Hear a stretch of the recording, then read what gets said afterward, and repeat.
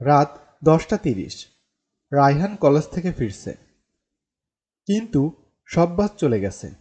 ঠিক তখন একদম নীরব রাস্তা দিয়ে একটা পুরনো লাল বাস থামে। ড্রাইভার জানলা থামিয়ে বলে, চলবে ভাই, শেষ বাস এইটাই। রায়হান ভাবে দেরি হয়ে গেছে, তাই উঠে পড়ে।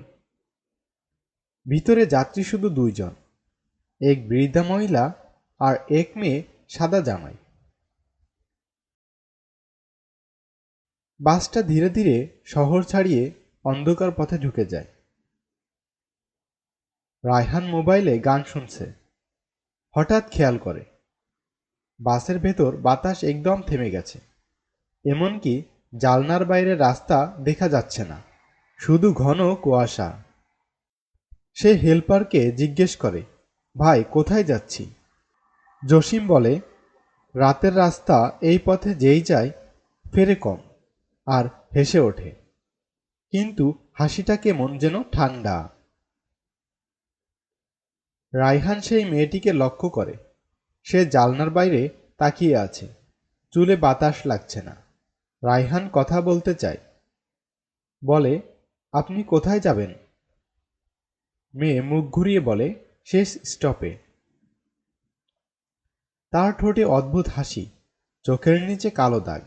হঠাৎ লাইট নিভে যায়, বাস থেমে যায়, আর দরজার বাইরে দেখা যায় একটা কবরস্থান।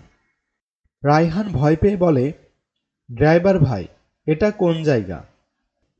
কাদের মিয়া শান্তভাবে বলে, শেষ স্টপে এসেছি ছেলে। মেয়েটি উঠে দাঁড়ায়, ধীরে ধীরে দরজা দিয়ে নেমে যায় কবরের দিকে। তার পায়ের নিচে ধুলা উঠছে না, যেন সে হাঁটছে না, ভাসছে। রায়হান চিৎকার করে বলে, আপনি কে?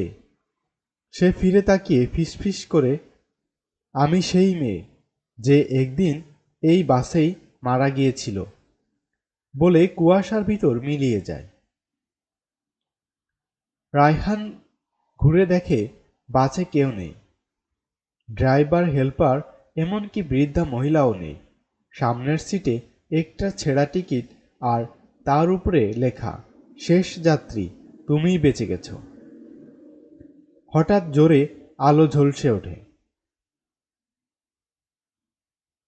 আর রায়হান রাস্তার পাশে ঘুম ভাঙে। পাশে পুলিশ। দুর্ঘটনা ঘটে গেছে।